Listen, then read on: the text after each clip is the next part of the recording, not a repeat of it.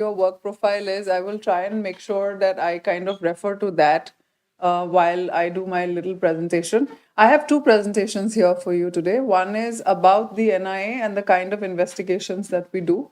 And after giving you a theoretical background or sort of theoretical background, I will talk about the Pulwama attack case and how we had investigated that. There will be certain things which are not on the slides, so please feel free to ask me those questions. But I must also tell you that these slides, which I have prepared, I think they'll be sharing them with you. They are very detailed. I kept them detailed specifically so that, when you go back and read, and you don't have me discussing this with you, when you read it, you will also be able to understand what we were talking about at this point of time. So, regarding the NIA, it's a central federal agency that we have for counterterrorism. This is the only one in the country, and this was created after the attacks in Mumbai in 2008. We have powers both to investigate and prosecute the crimes. This is the first time that in India an agency has been created for this by an act of the parliament. No other agency has been created by the act of parliament. Ours is the only one. So that is something that you can look at when you are reading our NIA Act, you will see that. The other part, which is very interesting, is that our Act itself says investigate and prosecute, which means we will not just be investigating the case and presenting the charge sheet, but we will also, the agency itself will ensure that the trials are completed. So this is again something which is new. In the States, I do understand because of CRPC and several other judgments which have come later, the prosecution and the investigation wings are completely separate.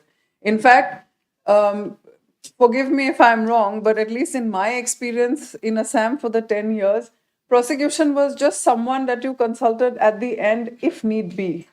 Prosecution was never something important. I am sure you guys are not talking to your public prosecutors all the time, unless like you're in some very specialized agency like vigilance, right? I can see like there's a lot of heads nodding. So I agree with this. When we are in the States, we don't think prosecution is important. In fact, like from my own personal experience, I will tell you, I thought it was very important to deliver results to the public immediately. I thought if you caught someone who committed the crime, that is good enough. But it isn't. What I realized is after you catch the person, the trial process that goes through and ensuring that there is conviction, that is where you will have, like the public will have more faith in you if you actually do that. So this is something which now with the NIA, and I joined NIA as an SP and now I am a DIG here.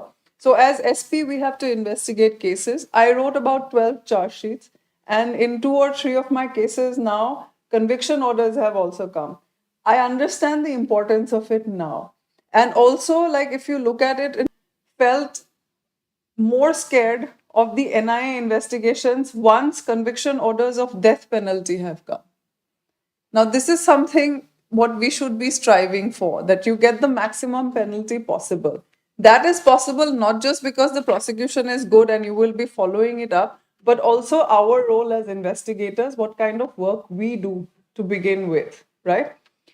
So the NIA has a schedule of offenses. We'll come to that later, but we also like investigate cases relating to friendly relations with foreign states and then other international treaties.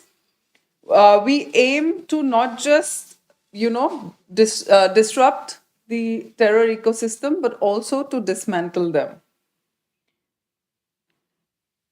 This is the geographical spread of NIA. I'm just doing this because I want to show you where we are today. But by next year, we will have branches in each and every state. So these are also nice places for people to come and learn work. We are looking for young DSPs and additional SPs to join us. In fact, if your state has a pay band system similar to the central government, we are taking in people up to level 12, which is an SP rank as well. So these are the branches that we have. We also have camp offices. Like, for example, we have a branch in Jammu, but we have a camp office in Srinagar because a large number of cases are there. And it is in certain months of the year, it is difficult to transfer people from Srinagar to Jammu that easily. So we have another branch there as well. So, like I was talking about the NIA, there are certain interesting and salient features that we have. We have scheduled offenses. I will come to those slides later. The state governments are required to provide us assistance, and all state governments do that to us. We have special courts all over the states. In fact, in Madhya Pradesh, it's also very interesting. We have three special courts because of the judicial system that you have here. We have protection of witnesses mentioned in the NIA Act itself, and we have a provision for day to day trial. Usually, now what the judges do is that you can't have the trial of the same case continuing for a month. They would give us block dates for a week. So, then that case, at as many witnesses as you complete within the week, and then maybe in the next month, they would give you another week, like a set of block dates. These are the scheduled offenses that I was talking to you about: the Atomic Energy Act, the Unlawful Activities Prevention Act, Anti Hijacking Act, Suppression of Unlawful Acts Against Safety of Civil Aviation. Sorry, that got written twice. And the last one is for maritime investigation and fixed platforms on the continental shelf. Weapons of mass destruction and their delivery systems. These are the chapters under IPC where we have scheduled offenses. I'm guessing that will change when the new laws come in. The Explosive Substances Act, Section 1AA of Subsection 1AA of Section 25 of the Arms Act, and Section 66F of Chapter 11 of the Information Technology Act. So these are all related specifically to terror activities, and that is why these are with the NIA. But you must see that 489A and 489E, that is FICN, counterfeit currency. That is also with us. NIA is the nodal agency for counterfeit currency across the country. So I'm sure you must have read the Unlawful Activities Prevention Act, but still generally to give you like a small snapshot, because this is entirely what we do, is that it has a definition of terrorism as well as proceeds of terrorism. Financing of terrorism is also criminalized at every step. The central government has the powers to freeze, seize, and attach properties. These can be done under Section 25 of UAPA Act, Section 33, and Section 51A. Section 51A is interesting because that is after you identify someone as a designated individual terrorist, then you can attach or seize or forfeit, ensure that there is forfeiture of that person's property. You must have seen the list, it's in the MHA website. So every year, names are given so that they are included in that list of designated individual terrorists. So anybody who is based out of India, who's in that list, we write to the DMs, we ask them to give us a list of the properties that they have, and then we carry out the seizure, attachment, and forfeiture procedures. There is, like, for the names to be put on the list, we ask all the state governments to give us names of people who have been involved in acts of terror and who have been involved with groups which are involved in terror activities, whether it is online, offline, including financing of terrorism. And there is a requirement. I don't know how many of you have actually seen those correspondence from us or helped in creating them.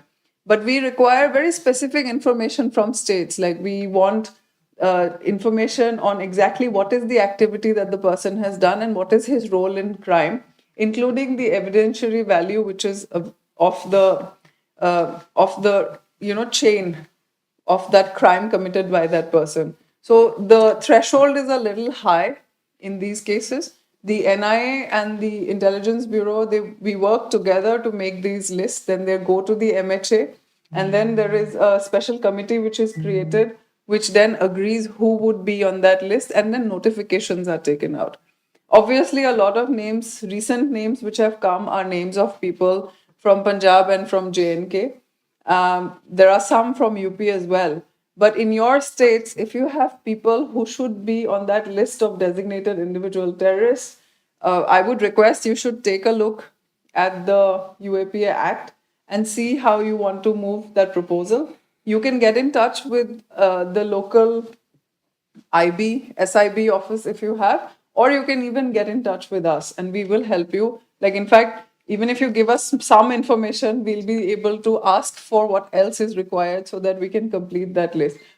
Because this is something that India has not been doing. This has been done, the designated individual terrorists have been introduced in UAPA Act only after 2019 with the amendment. So that is something that now I think we should look at, because terrorism has changed the way it used to work. Earlier, like, you had groups. So if you proscribed a group and you put it on that UAPA list, that was more than enough. You could add UAPA sections, right? But nowadays that is difficult because proving that they have been terrorists is not so easy. And what is more interesting is that there are certain activities which kind of touch a very fine line between freedom of expression and incitement. So front organizations and leaders of front organizations are misusing that. They're abusing that little fine line. They're standing right on the fence. You know what is going on. And people are getting influenced by these guys, but the ones that you arrest do not lead you conclusively to that person who has been inciting people. Do you understand what I'm trying to say? So these things, when they come to your notice, then you should, kind of put them on a designated individual terrorist line. For example, Gurpatwant Singh Pannu, the person, I mean, everyone must have seen his vitriolic videos. He's sending them to Delhi, Punjab, Haryana, everyone, everywhere possible. And plus, he's all over on the internet. He's running this entire Khalistan sentiment all over online platforms. But the way he is doing it, it is very difficult to say that, yes, he's inciting people to do terror acts. So therefore, and he is now a designated individual terrorist, so that makes it a little more easier than us. But yeah, of course, I know he has been saying other things. So yeah, he has been charge sheeted. Yeah. Properties also in Chandigarh. I know, same. I think we have attached it, and he's been charge sheeted. But initially, there were so many of them where you could not, like. It's only when he started saying that the Indian army should desert, they should join. So those then became sections which you could use finally. The NI Act, the UAPA, sorry, Section 23, if I'm not wrong, also has punishment for offenses by companies, societies, and trusts. This is something that, again, in the field, you must use. You should not just charge sheet the person, but also charge sheet the organization that it belongs to. In the Zakir Naik case, we have charge sheeted Islamic Research Foundation as well. So therefore, that is one of those interesting things. So in the legislative amendments of 2019, I've already told you that there are DITs. There is extraterritorial jurisdiction. So NIA is investigating the case of the attack in the Indian High Commission in London, as well as the Indian Embassy in San Francisco. And we are also investigating this case of the terror attack in the Gurudwara in Kabul. So after 2019, NIA is able to investigate cases where Indian interests or Indians have been affected outside of India. The others which have been added are cyber terrorism, explosives acts, and human trafficking, and this one subsection of Arms Act. These are the various verticals that we have in the NIA headquarters. We have the administrative division, a policy and crime division. Policy division does the work of collecting all the various good practices carried out around the country. We come out with our own policy circulars and SOPs. We handle all the parliament questions in the policy division. We also write papers on what is going to be the future of NIA and how we want to scale up the organization. Then we have an intelligence and operations division which generates information and actionable intelligence that can turn into investigations of our own. Usually, NIA takes over cases from states. That is the usual mandate. But in a year, about 12 to 15 cases are such in which we develop our own input and we register cases suo motu. So that is also available to us. So that primarily is the work of the Intelligence and Operations Division. We have a central investigation branch which investigates cases in and around Delhi. We have a TFFC, this is Terror Funding and Fake Currency Cell.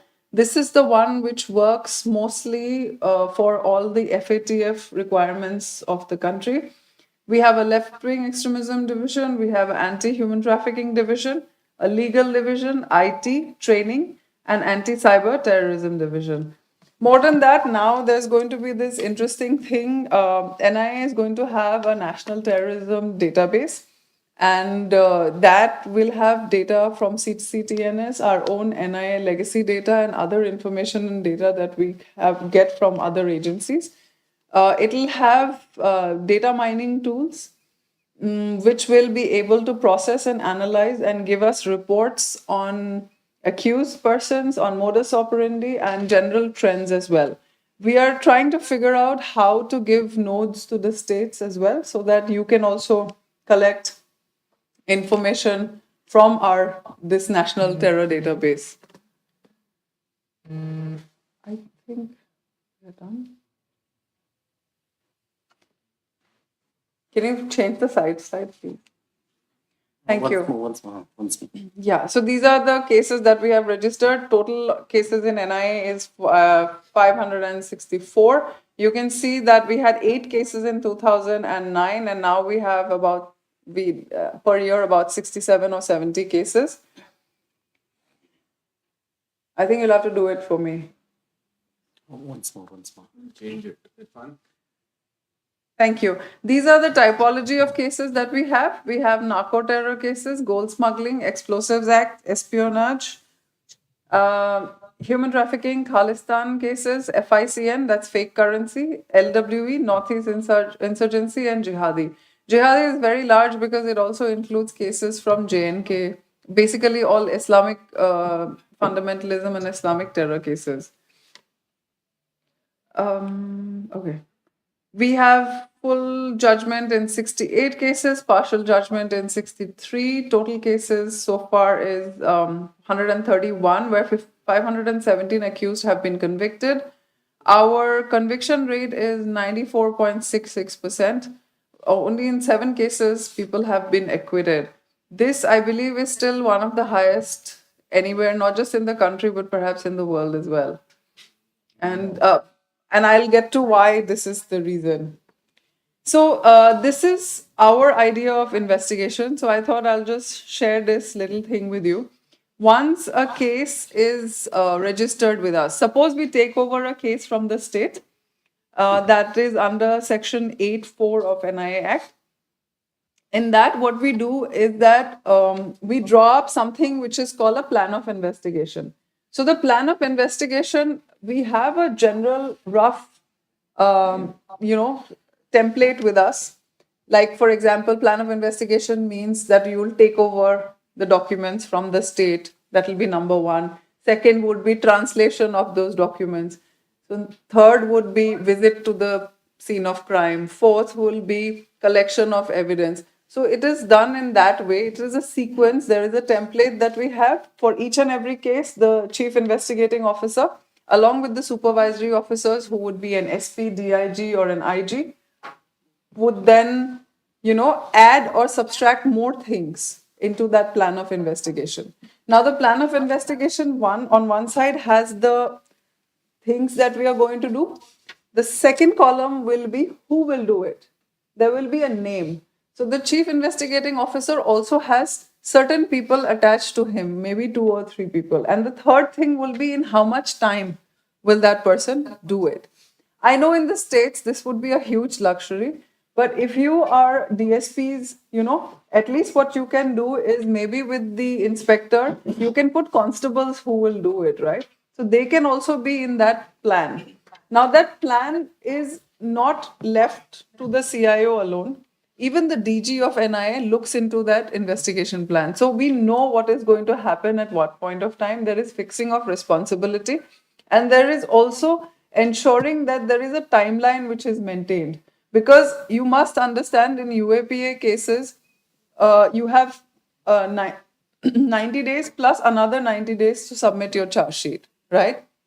But after 90 days, you have to submit that public prosecutor's report to the court. So that is a deadline or a timeline which is there on top of your head. If you don't do that, then the person gets default bail. And in NIA, if someone gets a default bail, that's going to be a huge thing. It'll be someone the CIO will have to be pulled up for that. So even before this thing happens, we start monitoring the case from day one. The day one you take the case, all of us, if you're supervising, then we would have this thing. Next slide, please. Then we would have that thing with us. We would already be ready that yes, this particular type of investigation now has to be done. Yeah, the one before this, please.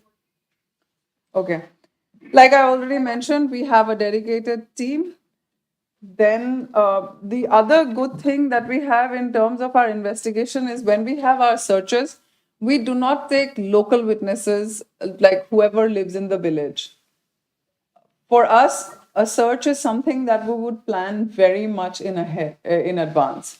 So before a search proposal is made, a list is made as to what places are going to be searched and why we want to search them, what is the possible evidence that we want to gather from it. That is also listed out. You must have seen in the recent years that when we do our searches, and I would be searching 20 places, 30 places, 40 places, it doesn't happen overnight. In fact, for the PFI case, which was investigated in September this year, where we did a large number of searches, I think there were searches in over 100 places. Planning started in April. From April, we were trying to figure out how we're going to have 100 teams who will do searches. Because in NIA searches, the other thing is, it's not that it hasn't happened. It has happened in the past. But suppose a team from NIA goes and some investigator, picks up some money. It is going to be very embarrassing for us. So as an organization, we go into meticulous details. We do not want any embarrassing situation for the agency because whatever work we are doing is for the agency. There is now, at least people have that amount of faith or trust in us that yes, if NIA is doing this, then it would be fair. I also know that it is being misused in various places. I think income tax people, when they go for searches, they say they are from NIA, or local police, and we get to know because the press or the media would call us up and ask us, "Are you doing a raid in this place?" And we will be like, "We're not doing it," but that happens.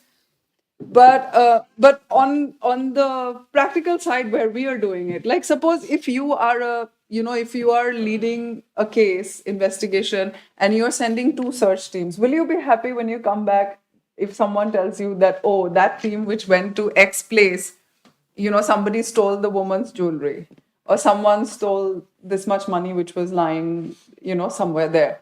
So we are very particular about this. Teams are made or written down very carefully. People who join our organization within 6 months or a year, we start assessing them. We also have an unofficial list of who is someone that we would want to trust or not trust. If someone is on deputation and something like this has come to our notice, that person is repatriated within 24 hours or less. We do not tolerate this behavior at all. So there are planning stages which are there with us for searches, which also includes that there would be a briefing and debriefing of the team. This is something that you can think of using in your states when you go back. The other thing is the witnesses. We always take witnesses from banks or from other central government because now we know that this person is an employee of the government. He has no vested interest in the area that we are seizing. Tomorrow, he is not going to change his statement because that is very essential. Because ultimately, our judicial system is slow because it doesn't trust police officers, right? no matter what you have done in terms of seizure today, your punch witness who has signed it has to come and give that statement in the court. His 161 that you will write and put in the case diary also has no value. That is why we have this crazy delay in our system, right? To prove something which was already done, you have to get two more people to come and say it. So then this is one of the things, I mean, but then this is the system, so you have to do it, right? So we make sure that we have a safeguard, that our witnesses are independent witnesses from these central government agencies. We ensure that there is proper videography and there is photography of the search which is happening. Some of us, as investigating officers, also carry our own printers and our laptops. We type our search memo right then and there, and we take printouts and we get the signatures. But in some cases, we also have to write down with our hand. So we have a template and a format, and we know how to use it, and we make sure that we stick to it so that there is no mistake in what we are doing. The other thing is Section 17 of NIA Act and 44 of UAPA allows for protected witnesses. This means that a person who will be protected, his identity will be kept in a close cover. And when the person gives a statement in the court, all precautions will be taken so that his or her identity is not known by the accused, and so that and this has worked for us, so that the accused person cannot intimidate this witness. This has worked for us very well. Yes. Even in court, madam. Even in court, yes. This is essentially for the court. Examination is also done for protected witnesses. There are ways to do it. It would be in camera. If the protected witness wishes that he or she should be behind a screen, that is also done. If the protected witness wishes that the voice should be muffled or changed, that is done as well. And the name of the witness is not mentioned. I don't know if you have seen any of your charge sheets. It'll have PWX, PWY, like that. Then we have our own legal team, like how I mentioned initially. We have our own prosecution. So the prosecution team that we have in NIA begins helping us or working with us from the minute the FIR is drafted. In fact, for the cases like I was telling you, the suo motu cases that we do, even before the FIR is drafted, when we collect evidence and we have a preliminary report that this is this kind of evidence we have found against this person from this person, if there are like 3-4, then you list it out. Then even then we go to our prosecutors or to our legal advisors, we show it to them and we ask them what are the sections, because we know some sections, yes, we would put that. Then they would come up and tell us if it works, if it doesn't work. They might have better suggestions because they are looking at it from a different point of view, right? So this is something that we have from day one. And then throughout the investigation of the case, at every stage, at every date, we have our prosecutors with us. When there are bail petitions, the replies that we file are also vetted by our legal teams. And after the case is charge sheeted, there would be a dedicated PERV officer who makes sure that the witnesses come on time. In fact, we even ask the witnesses sometimes to come a day early. They can see the case diary which is with us. We refresh their memory. We show them what all they had told us at that point of time, which they have to then recall and tell. And we make sure that the prosecutor and the witness get to know each other, speak to each other, and if there is something that the witness has forgotten, then the prosecutor can always ask a question regarding that in that reference. There is also close supervision of the cases. This is one of the reasons why we have this high percentage of conviction. There is a monthly progress report, and the court progress is also verified by the senior officer monthly. In fact, statements written down by the court about about the witness statements are also sometimes looked into by us. If a witness turns hostile, we always make sure that we find out what are the reasons. If there is any other witness who can help us in overturning the statement of the hostile witness. Sometimes there are 2 or 3 witnesses to that particular case. Hostile witnesses is something that we face very often in the LWE area, which I'm sure is something that even you will have you would have faced. Uh, I don't know. There is no cut and dried solution to it. I think everybody works in it in a different way. We think that sometimes if you have a longest association, like the same person who took down the statement, if in a week or 10 days or 15 days, 20 days, person can stay in touch, then perhaps the witness will continue and will stick to that place. But then, everyone is human. They have to go back and live in their own houses and villages. You never, or their towns and cities. You never know what are the other interconnections that human beings have amongst each other. So between the accused and that witness, obviously the witness is somehow close to the witness, right? To the accused. He or she is not completely unconnected. So you never know what kind of interconnected pressures that person might be able to influence over the witness, and if the witness changes the whatever his statement is. The Along with these progress reports, there are these two things that we do in the NIA, but this is something which is done in the CBI as well. And this is something that I personally also feel has been very good for us. One is the final report 1, FR1, and the second one is FR2, which is the final report 2. So the final report 1 is essentially it's a report which has all the action taken by the investigation team written in it in a particular format and a sequence. So essentially, if you have done a search in X place, you thought that you would get a mobile phone, but you did not get it. You will write that also there. If you did a search in Y place and you thought that you might get some explosive sample and you got it, you will write that also. That sample went, suppose, to the FSL, and the FSL came back with a report positive for certain explosive substance like RDX. You will mention that as well. So, in that way, you will have a sequence of what you have done for the investigation, and you will also map out the role of each and every accused that you have found.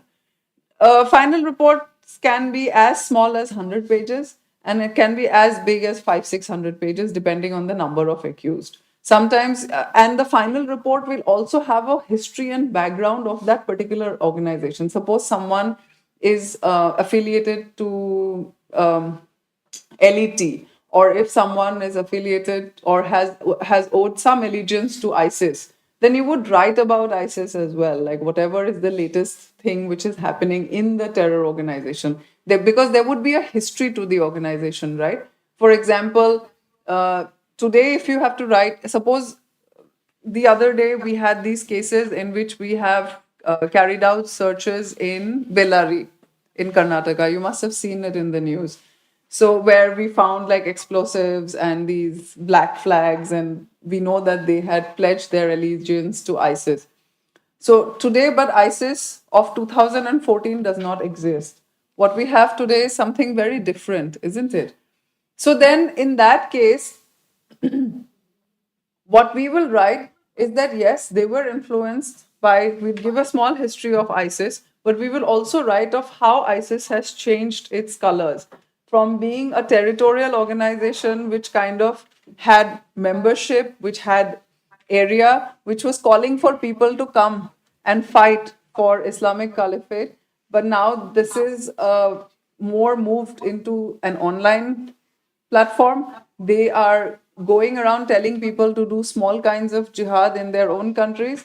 In between, there was this whole idea of lone wolf attacks, right? So then this is what we would also give as a background.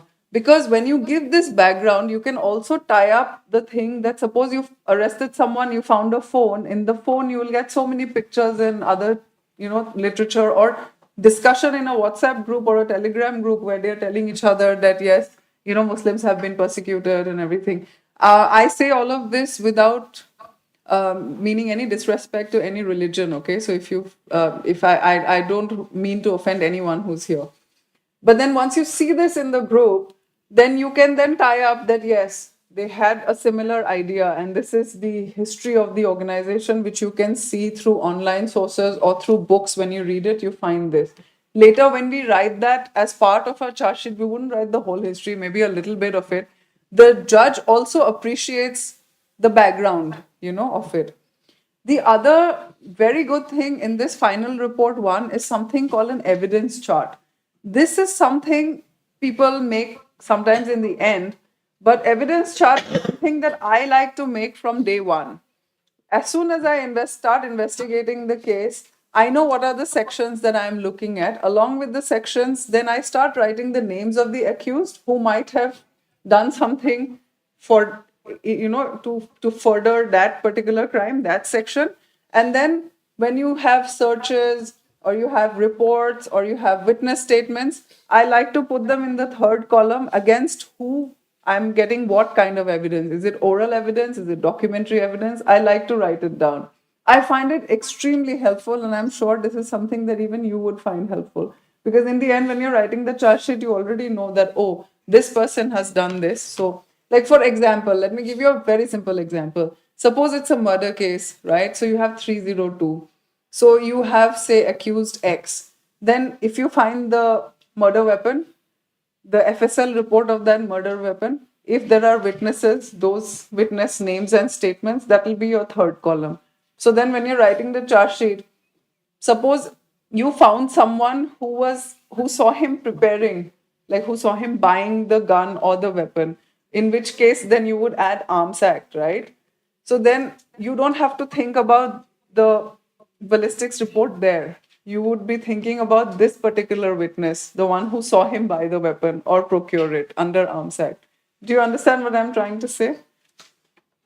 But it's up to you. I know it's additional work. I know you might not have the luxury of doing that, but this is something that we can do. I think this is. Oh no, we have a few more slides. The other thing regarding investigation that NIA does is all our cases have links which are abroad. Like for example, you have digital data. Like you might want something from Facebook, from Gmail. Sometimes people are also using VPNs. If you need that, then you have to write something called a MLAT, Mutual Legal Assistance Treaty Request, or the other thing is letters rogatory. So these are sections available in the CRPC itself. You can take a look at that. And we also, in NIA, we have a lot of officers and officials who keep visiting concerned countries for investigation purposes. Then we also ensure that lookout circulars are given out against anybody who's not been arrested. Whatever information that we have, we write to the BOI for an LOC. We also write to the Interpol for red corner notice, blue notices. I think we forget that, suppose you don't have enough information for a red notice, we forget that there are blue notices as well. So you should fill up that form at least, because blue notice is an alert that you say that, okay, this person may have committed this crime. You don't have anything specific as evidence, because now for red notice you have to give specific evidence and you also have to have a charge sheet against the person. But if you want to know if someone is running around in some other country, a blue notice helps. You haven't charge sheeted that person, but at least if you have a blue notice, the border where he would be crossing would send an alert to the Interpol here in Delhi, in CBI, and they have a system in which you will get a phone call telling you that yes, this person has been found in this particular country. Then maybe in your stage of investigation, wherever you are, if you can charge sheet the person, you can charge sheet, then you know where to write your extradition request or deportation, however that thing works. Is it mandatory to, is it a chain to issue first blue notice, or we can directly There is no chain. There is no chain. No chain. But for red note, if for red, so what is the other simple thing is, when we write the request for red notices, we think we should write, oh, he's wanted for a terror act or whatever. But how Interpol works is that they look for common law crimes. So suppose you say that terror funding, of course, is different. But for example, suppose you say that he procured explosives, he was planning to commit a blast. That is good enough. You don't have to say he procured explosives for a terror act, instead of complicating it further, because then they would want to question you or ask you certain things. But they would send queries back. But if you write or mention common law crimes, you will get a red notice faster. That is one thing that we have noticed. Like, suppose you say that this person was selling narcotics so that the proceeds can be used for terrorism. You just say that he was selling narcotics. He was found in possession of so much narcotics. It's good enough. You will get the red notice against that person. Because when you say proceeds of terrorism, then they'll send you a query like, what is your proof of proceeds? How did he send it? Which terror organization? All of that. And the last is for investigations. There is extradition. There are extradition treaties with different countries. For countries where we don't have extradition treaties, India uses something called an extradition act, but it is mutual activity. Like all of this, like MLAT and extraditions are mutual. Like the country may or may not send that accused back to you. Uh, like I mentioned, we are looking at disrupting and dismantling the ecosystem of terror organizations and gangs as well. We are looking at actions against OGWs, recruiting and funding networks. So if there are some things in which you want information from us, or if you want us to help you, please do write to us. We will be able to provide you information. We seize, freeze, and attach property and economic resources used or intended to be used for terror activities. And we take action under UAPA to designate the individuals as terrorists and organizations as terror organizations or unlawful organizations. PFI was declared as an unlawful organization because we had also sent like a very long dossier, and we also got some input from the states as well. TRF, which is an affiliate of LET, also has been taken care of in the same way. And we also have, like NIA does not really work alone. All our work is related to cooperation with law enforcement agencies, intelligence agencies, as well as technical organizations like CERTIN and CDAC, because there is no way that you can investigate anything without technical assistance as well. We have now a proposal regarding trial of witnesses through video conference, but because this had worked very well during COVID. So we are just hoping that we can continue this further. We investigate connected cases also and cases which have forward and backward linkages. And based on our investigations, we send suggestions. That is what the policy division does, which also brings changes in the laws. For example, the cross-border trade, which was going on between POK and JNK, has been stopped because of us. You must have read recently that bulk SIM cards have been stopped. That's because of us. Yeah, because we just came across too many of those things. We use a lot of software tools, and like I mentioned, we are already a nodal agency for FICN. The NIA also does capacity building and training programs. In this, we do it for officers of all across the country. I don't know. I'm not sure if any of you have attended our courses. We carry out five. In fact, I was telling Rajshekharan about this. We carry out about 5 to 8 courses every year in partnership with foreign agencies like the FBI or the Canadian Police or the Europol.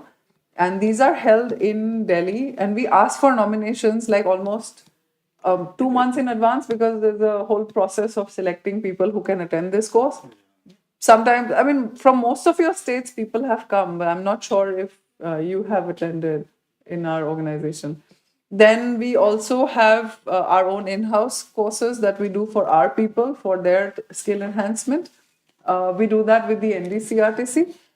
And lastly, we also have courses that we hold, like we go to states and have these. So in case you guys in your state, if you think a course should be held by NIA for investigations, we have a whole team who do a list of courses, starting from like social media analysis or even scrutiny of digital data extraction, dark web, cryptocurrency, all of that, including usual other stuff like post blast investigation and stuff, which is our own internal thing that we do. With that, I'm finishing this. I would like to start with the next presentation. If you have questions, you can always interrupt me. I'm just letting you know. What is partial Judgment. partial judgment? Yeah, partial judgment means that sometimes, when you charge sheet a case, you put a first charge sheet and then you do another one, right? So in the first charge sheet, suppose 3 or 4 people have been charged. So unka trial khatam ho gaya hai. They have been convicted, but the other people, because they were charged, say 6 months later or 7 months later, so their trial is yet to begin because then the judge will have to do framing of charges. So in that particular case, it's not a full judgment. The full judgment is when all the accused have been convicted or acquitted, or however that goes. In same CRPC 173, 8 further investigation charges you can filed before you. Yeah. So, like in one case, what happens? Like, suppose you arrest some people now, but there are 4 people absconding. Then you find them after 6 or 7 months. Yeah. So then you will submit a second charge sheet, like a supplementary charge sheet. So on that charge sheet, sometimes the judge decides, let me complete this. Then I will frame charges in this after that. That way. No, all the cases are mainly run by special judge, Yes. special court. Special court. Yes. They take immediate It is. cognizance. Sorry. The court must be taking immediate cognizance soon after the submission of charge. Yes. Unlike others, Yes. unlike ours, there is no. So that is why I'm saying, no, we have to, I think, somewhere along the way work together, like this prosecution, somehow, like, yeah, separation of prosecution, probably 73 is that one that happened. Might be it is a good thing. But in some states, now they have legal officers, right? Punjab has, you have legal officers. So if you have a legal officer, that helps, I think. Because then I think most of the states should adopt this. But since policing is a state subject, every state wants to do it in a different way. So we'll just do this. Uh-huh. When we take over investigation from the state, Yeah. when we take over investigation from a state, most of the time the accused are already either in a judicial custody, and NIA takes over case after a long time. So what happens, because what in a state there are some specific laws like organized crime and all. The UAPA is also somewhat similar. Do you get the police custody from the judicial custody once the 30 days expire? Is there any provision in NIA? So we only have 30 days. If the state has exhausted 30 days, then we will not get any more police custody. So then what we have to do is go and examine the accused in the judicial custody. That's the only option. There is no other option to that. There's no exception to it. You have a question. Governed by CPC. Charge sheet. Is it the same case in NIA also? No. I don't know if that is true about CBI. No. Because he was- Somebody told me that arrest are made just No. before he was filing there in the charge. CBI, so No. I just thought I'll just No, not like that.